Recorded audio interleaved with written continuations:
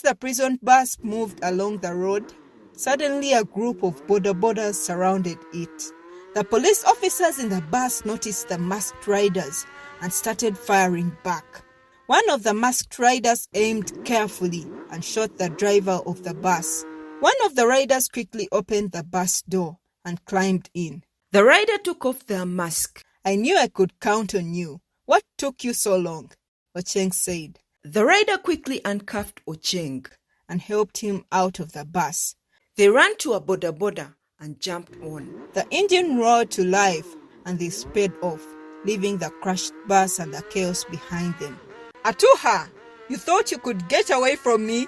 he muttered to himself. "I'm coming for you and my baby. You can't get rid of me, darling."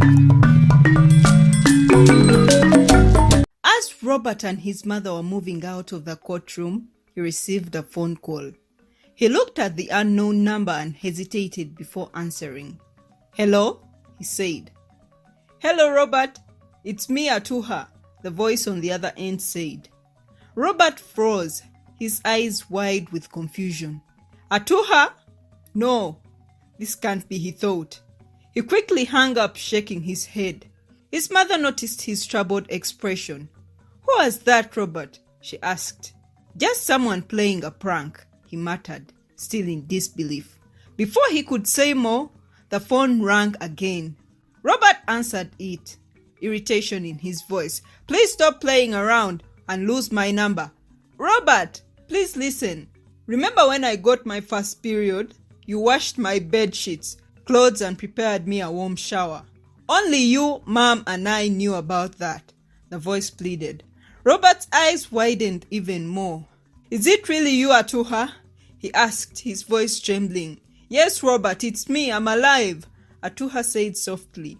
Tears filled Robert's eyes. "Mom, it's Atuha," he cried out, handing her the phone. "Baby, is that really you?" their mother asked, her voice shaking. "Yes, Mama, it's me," Atuha replied. All three of them started crying. "Where are you? We need to come and get you right now," Robert said, putting the phone on loudspeaker. "I'm in a remote village called Kumi," Atuha explained. "It's safe here, but I need you to come quickly." "We're coming right away," Robert assured her. They quickly informed the police inspector Omara, who agreed to help them. They all got into the police cars and sped off towards Kumi. As they drove, Robert and his mother held on to each other, tears streaming down their faces. "I can't believe she's alive," Robert said. "Me neither," his mother whispered. "We have to get to her quickly." The journey was tense, filled with a mix of hope and fear. What had really happened to Atuha? If Ocheng had really killed her, how is she alive? Many questions ran through their minds. Robert, his mother, the police, and some journalists finally reached the remote village. The place was full of small huts and maram roads in between them. The air was filled with sounds of chickens clucking and children playing.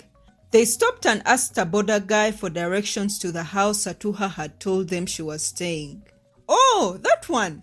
The border guy gave clear directions. "Go straight through the market. You will find a herd of cows at a junction. Now don't take the straight road. Follow the road on your left. You will find a well. Take the road directly opposite the well. After a few minutes, you will see a big mango tree. Look ahead. You will see 3 huts. The middle hut is the place you're looking for." They thanked him and gave him a little tip and proceeded. As soon as the vehicle slowed down, Robert jumped out, his heart pounding. "Atuha! Atuha!" he called, his voice filled with hope and fear. His mother followed quickly, her eyes scanning the area. From the small hut, Atuha appeared, running and crying. "Robert! Mama!" she shouted. Robert's face lit up with relief and joy. His eyes were wide and tears streamed down his face. Mother covered her mouth in shock, tears glistening in her eyes. Atuha's face was a mix of happiness and sorrow. She was crying but smiling at the same time. As she got closer, Robert and their mother noticed something else. Atuha was pregnant. "Atuha!" Robert whispered, his voice breaking. His mother gasped. Her eyes were even wider now. The journalists quickly started recording, their cameras capturing every moment. Inspector Omara and his officers watched intently. Atuha ran into Robert and her mother's arms, and they embraced tightly, crying together. Robert touched Atuha's face, his hands trembling. "Is that really you? Are you okay?" he asked, his voice choked with emotion. "It's really me, Robert," Atuha replied, tears streaming down her cheeks. "I'm alive." Their mother gently touched Atuha's arms, her face filled with relief and disbelief. "Oh, my baby, I can't believe it's you," she cried. "We thought we lost you forever." Atuha hugged her mother tightly. "I missed you so much, Mama," she said. "We missed you too," Robert said, holding her close. "But you're pregnant?" Atuha nodded, her face showing a mixture of emotions. "Yes, I am. We'll talk about that later," she said softly. The family cried together, holding each other tightly. The journalists continued to record, capturing every tear and smile. The police stood nearby, giving them a moment to reunite. "We're so happy you're alive," Robert said, his voice filled with love and relief. They hugged tighter. Their reunion was filled with joy and tears as they clung to each other, grateful for this second chance. Out of the hut came another woman behind Atuha. She looked happy and surprised. Everyone turned to look at her. She was beautiful. Atuha went over, held her hand and introduced her to her family. "This is Kajina, the woman who saved my life," Atuha said with a smile. Then she introduced her family to Kajina. Robert shook Kajina's hand. "Thank you for saving my sister," he said, staring at each other for a moment and smiling. Their mother hugged Kajina tightly. "Thank you so much, my daughter," she said, tears in her eyes. "You have no idea what this means to us." "Oh, it's nothing, mother. I just did what I had to do." Kajina smiled warmly. "I prepared lunch for you all, but not for the journalists and officers. There are too many of them," she said with a playful grin. Everyone laughed. Robert couldn't help but stare at her, still smiling. The officers and journalists chuckled too. "We're always on duty, and our lunch is always paid for, so you don't need to worry," Inspector Omara said with a smile. Robert, his mother, Atuha and Kajina entered the hut for lunch. The journalists and officers went out to a nearby hotel for lunch, promising to return after an hour for Atuha to tell her story. Inside the hut, the aroma of delicious food filled the air. The small table was covered with plates of food. Kajina had prepared a hearty meal for them.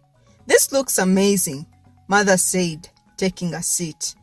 Robert and Atuha were smiling, holding each other's hand. Kajina smiled warmly. "Let's eat, and then you can tell your story," she said gently. Everyone began to eat, feeling grateful and relieved to be together. After lunch, they all gathered around the table in Kajina's hut. Atuha began to tell her story. She started with a deep breath, her voice soft but steady. "In the beginning, Ocheng was so good to me. He was almost perfect. He cared for me and gave me all the love I needed, which made me fall in love with him. He somehow persuaded me to join our businesses together. I didn't know his intentions then, and I was in love, so I agreed.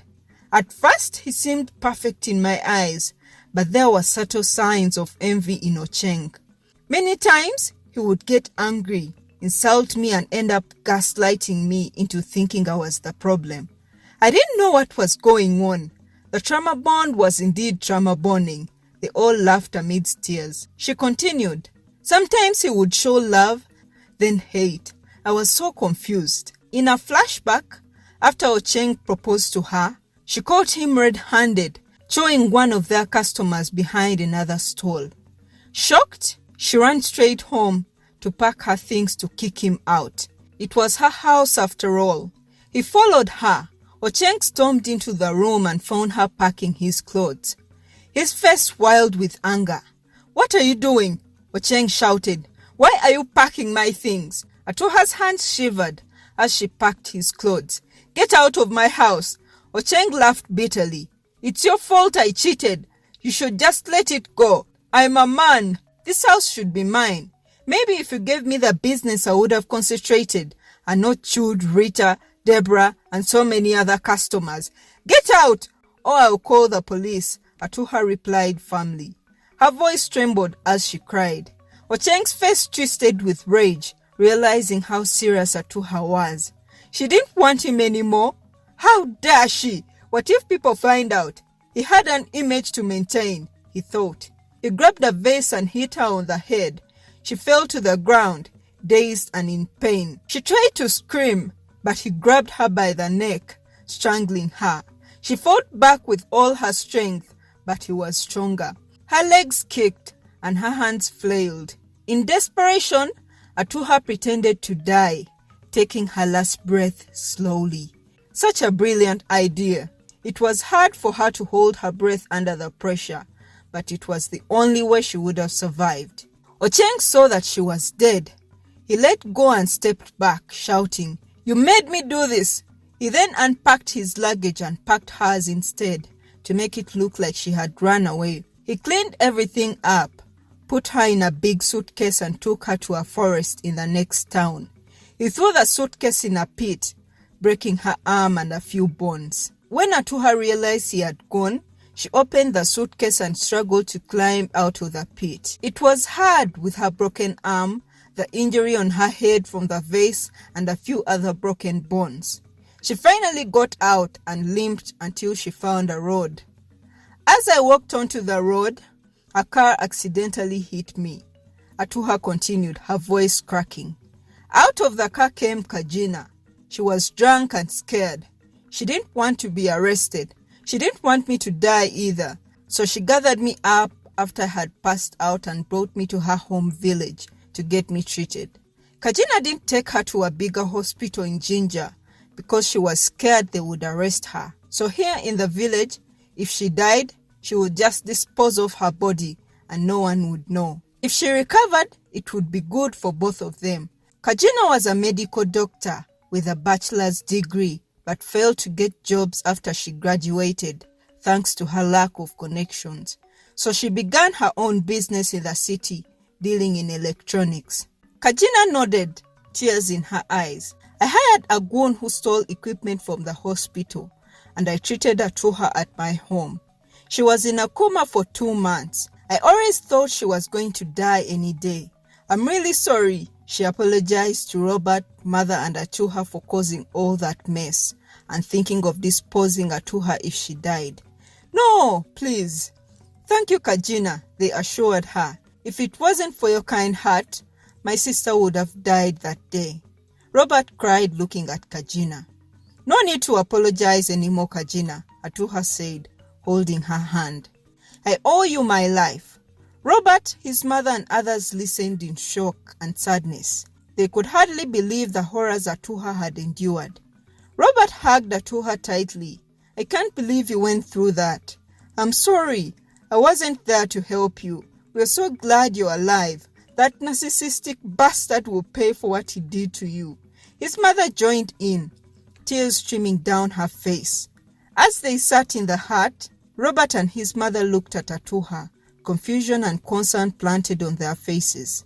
Robert cleared his throat, trying to find the right words. "Atuha," he began softly, "can you tell us about the pregnancy?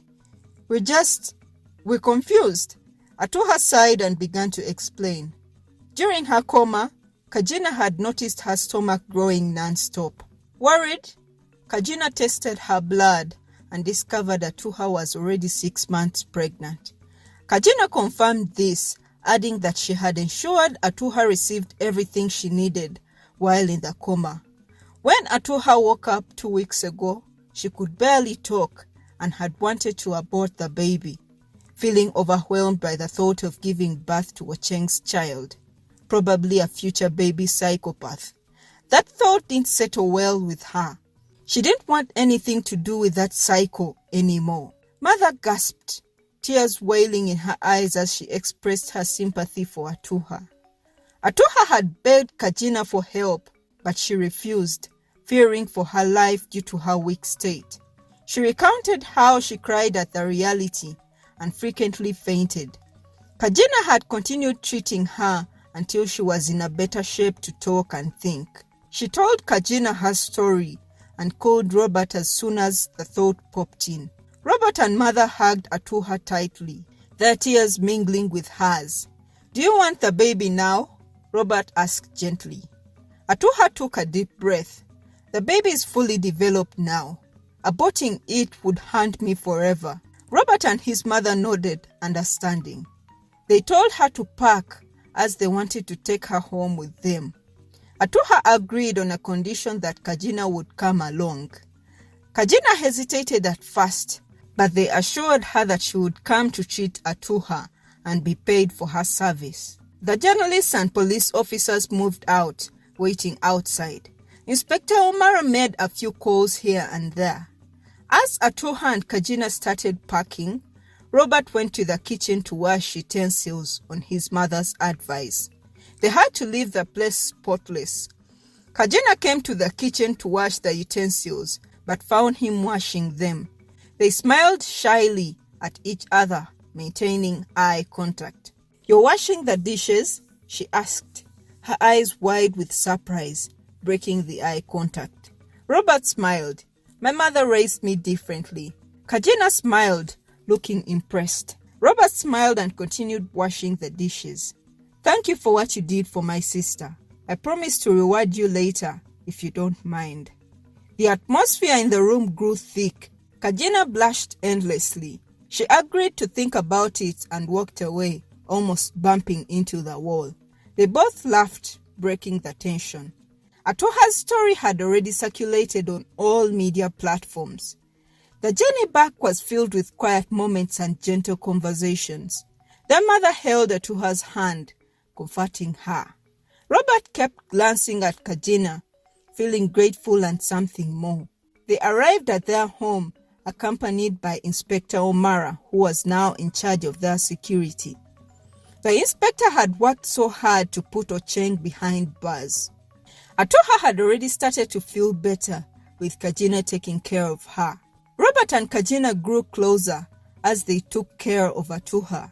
Atuha looked at her brother and Kajina and smiled. "You two make a good team," she said softly. Robert blushed and Kajina smiled. Atuha often had nightmares from the night Ocheng tried to kill her. Vendors from the market came to prove that Atuha was indeed still alive. They brought gifts and celebrated their workmate's life. After a few happy days of Atuha and her family reuniting, things seemed to be getting better. Robert had added capital to Kajina's business as the promised reward, expanding it. And they had become good friends, sharing a few glances and moments together. Atuha had started teasing Robert already. "I'm going to tell Kajina that you like her." Robert looked at her in shock. "I swear if you do, I will report you to mother," he said. Kajina heard them while eavesdropping from the kitchen. She blushed, smiling endlessly at the revelation. Soon, the news of Atuha being alive reached Ocheng in prison. His lawyer had told him everything. At first, Ocheng was very angry and asked how many lives Atuha had. But his lawyer said that this was good for their case. It meant Ocheng wouldn't face the death penalty anymore. His lawyer had spoken to the judge, and Ocheng would be moved to a nicer prison while he waited for his new sentence. Ocheng felt very happy and hopeful. He wanted to see Atuha and his unborn child. He believed they would get a second chance together as a family, put aside their issues and raise their child in happiness. He was delusional as hell. When Atuha and her family heard about the change in Ocheng's sentence, they were upset. They had thought he would never be a problem again. He will stay in prison. He won't get out. Right, Robert? Atuha cried. Robert assured her that he would remain behind bars as long as he was alive.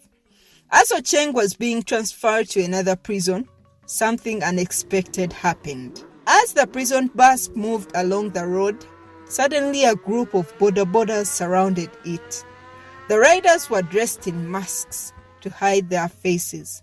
Ocheng, seeing this, smiled with satisfaction and tightened his seatbelt. The other prisoners looked at him in confusion. not understanding why he seemed so calm. The police officers in the bus noticed the masked riders and started firing back. Shots rang out, but the border riders were too many. One of the masked riders aimed carefully and shot the driver of the bus. The bus swerved wildly off the road and crashed into the tree with a loud bang. The crash caused injuries to the officers and prisoners. People were groaning in pain, trying to understand what had just happened. One of the riders quickly opened the bus door and climbed in. He took off his mask, revealing himself to be Officer Omara. Ocheng smiled even wider. "Good job, Omara.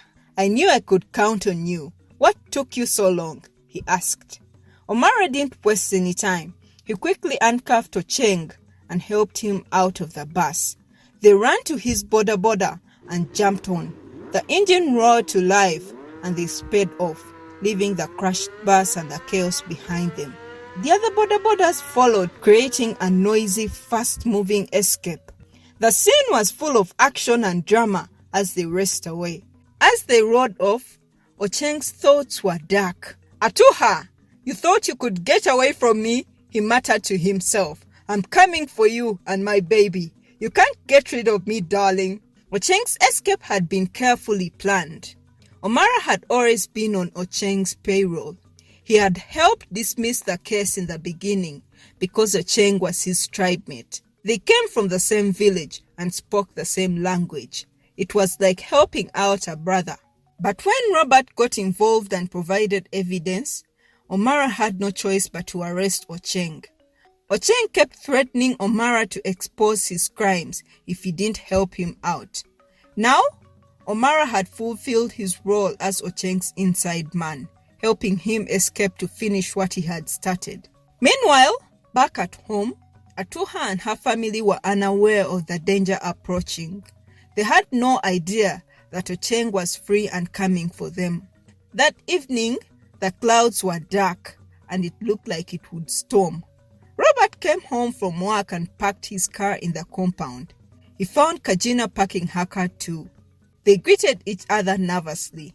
"Hi," Robert said nervously. The air around them felt thick. Robert was a tough man, but he was very shy with women. Kajina smiled softly. "Hi." They stared at each other, waiting for the other to speak. Robert finally asked nervously, "Do you have a boyfriend?" his voice trembling. Kajina shook her head. "No, I don't have a boyfriend." Robert tried to reply, but he was stammering. Just then, they heard a loud scream from the house. It was Atuha. They quickly rushed inside the house.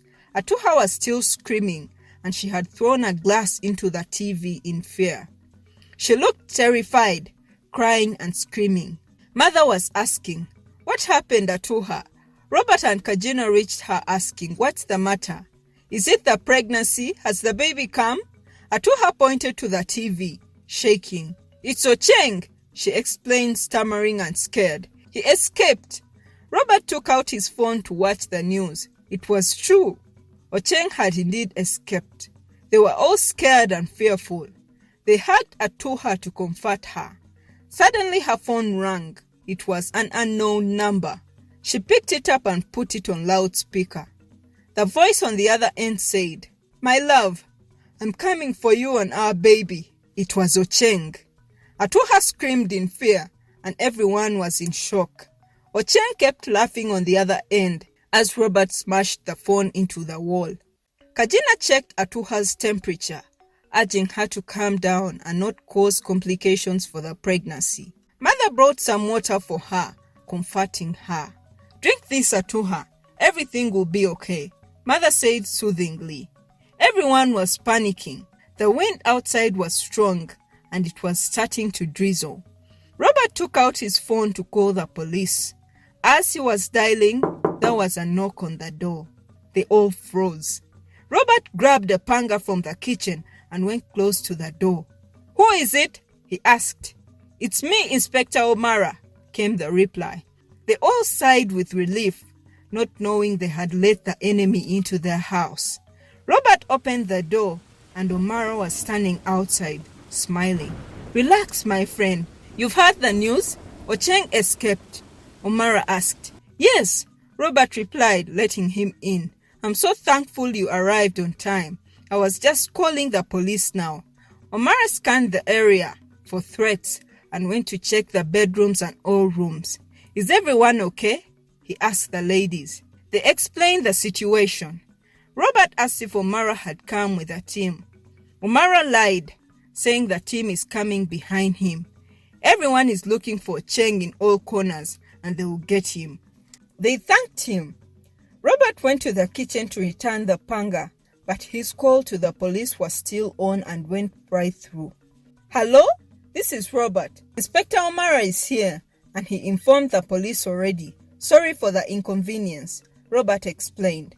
The person on the other end said, nothing like that happened. The officers are still here and they haven't made such an entry. Robert was shocked.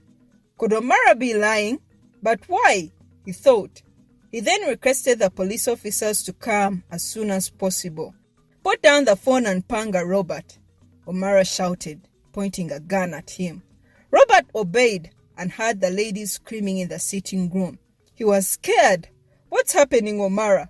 I trusted you. Shut up and walk to the sitting room, Omara ordered, switching off Robert's phone and grabbing the panga. Robert walked to the sitting room and found Ocheng holding the ladies hostage. They were crying and their fear was evident. The rain was pouring heavily outside, adding to the tension in the room. Ocheng had an evil smile. Robert was scared for his family. Ocheng then said, Hi, brother-in-law. I missed you too. Robert asked, What are you doing here? And why is the police officer doing your dirty work? Ocheng replied, I'm here for my family. He hugged a scared Tuha from behind. I missed you so much. I never meant to harm you. You wouldn't let me through the front door. So my friend Omara opened the back door for me. Seeing my family makes me so happy. He ordered Robert and Mother to kneel down and apologize for tricking him last time. He promises to forgive them. Mother knelt down apologizing. She would do anything to save her family at that moment. Robert also knelt down, saying the same if it's what would save their family. Ocheng accepted their apology, but then turned and shot Robert in the thigh. This is payback for shooting me in the thigh last time. It wasn't funny, he said. Robert screamed in pain, and the ladies screamed in fear for Robert. Ocheng turned to Atuha and knelt down, putting his ear on her belly. I want to listen to our baby, he said. Atuha was in fear, sweating. Ocheng kissed her belly, saying, We will never be separated again. Atuha was disgusted and threw up on Ocheng. This angered Ocheng, and he slapped her, causing her to fall on the couch. The family screamed for Atuha in fear. Tears streamed down their faces. Kajina begged him not to hurt the baby he claimed to love so much. Ocheng turned to her. And you? You just couldn't mind your own business, could you? You could have just driven past her on the road, but you had to help her. People can't mind their own business nowadays, can't they? He pointed a gun to her head. Your brain caused all this. They screamed, pleading him not to do it. Omara asked Ocheng to make things quick before the police arrived. I don't want any trouble. You came here for Atuha and the baby, so take them and let's go. Please take me instead, Robert pleaded, his thigh bleeding. Ocheng grabbed Atuha, trying to drag her out, but suddenly her water broke. They all looked at Atuha in shock. Mother shouted, Atuha's water just broke. Robert cried helplessly. Ocheng, looking shocked, asked, What the hell? He didn't care and continued dragging her. Kajina in tears begged Ocheng to let Atuha give birth here. She asked him how he was going to manage if he took her away. He surely wasn't going to take her to a hospital. She and Mother could help Atuha give birth right here in the house. Omara spoke to Ocheng in their language, suggesting they let Atuha give birth in the house and then take her and the baby. It would be less of a burden for them. Ocheng agreed and ordered Atuha, who was now groaning in pain, to give him his baby. Robert tied a cloth around his thigh, and his mother helped him as he limped closer to Atuha. Kajina, with no experience but knowing the basics, and Mother gathered the necessary things from around the house: hot water, clean towels, scissors, and other things which they had bought in preparation for the delivery day. Omara followed them around with his gun and the panga as they got the things. Ocheng stayed in the sitting room with Robert and Atuha. Atuha was crying as Robert held her hand, encouraging her to be strong. "You can do this, Atuha. Just breathe. I'm sorry I failed you, sister." Atuha shook her head, telling him not to say that. Kajina and Mother returned and began the procedure. Kajina set up a clean space with towels, and Mother helped Atuha lie down comfortably.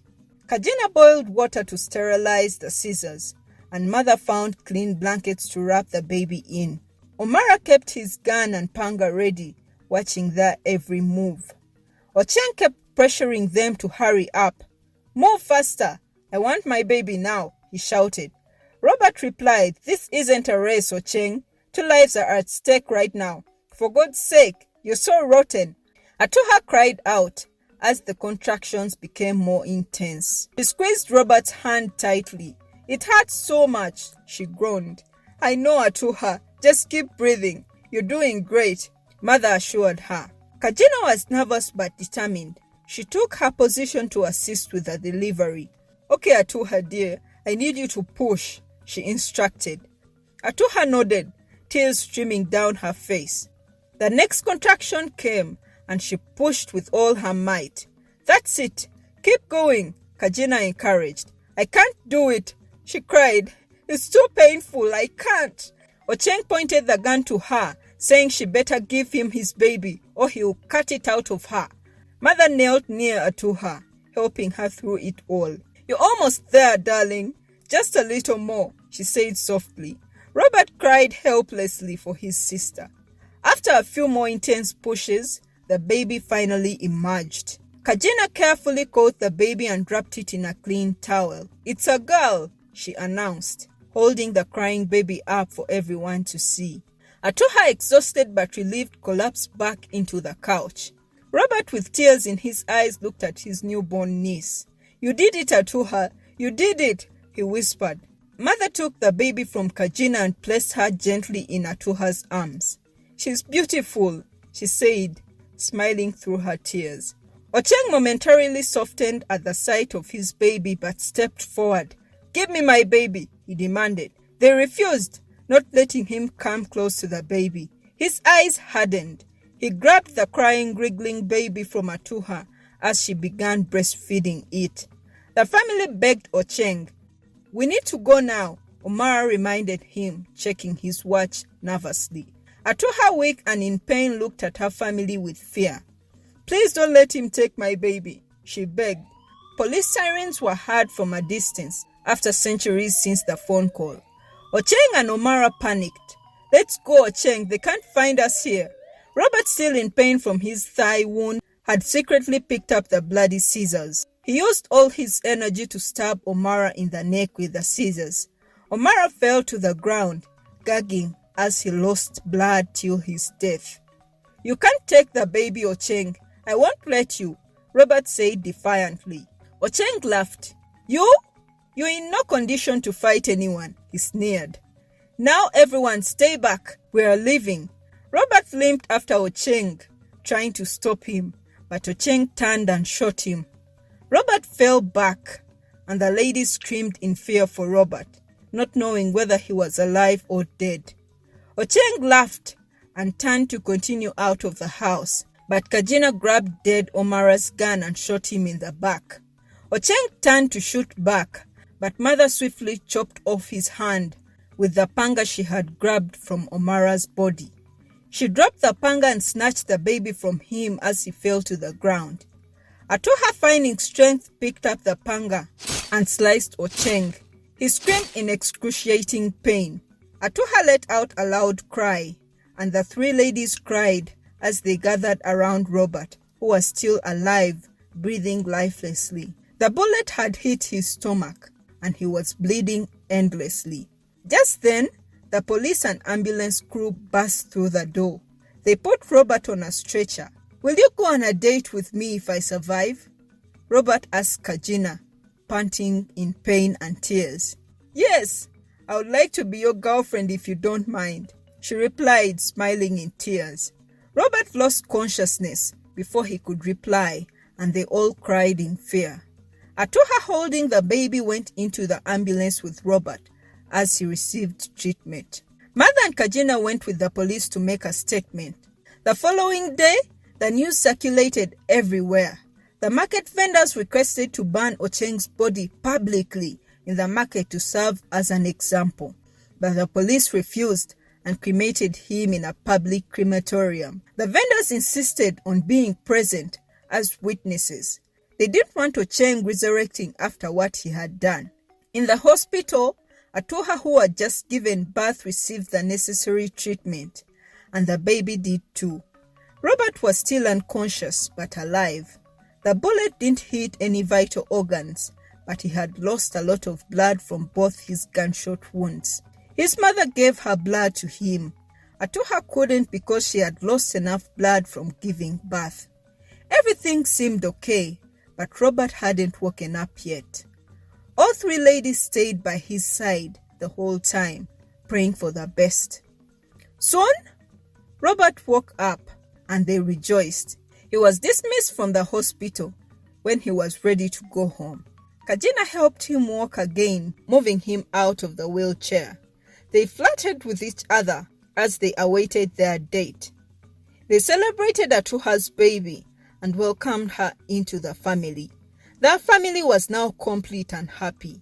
Ocheng's memory haunted Atuha, but she found new hope in her baby and her family. She realized that even after all the bad things that had happened, she had a family who loved her and would always be there for her.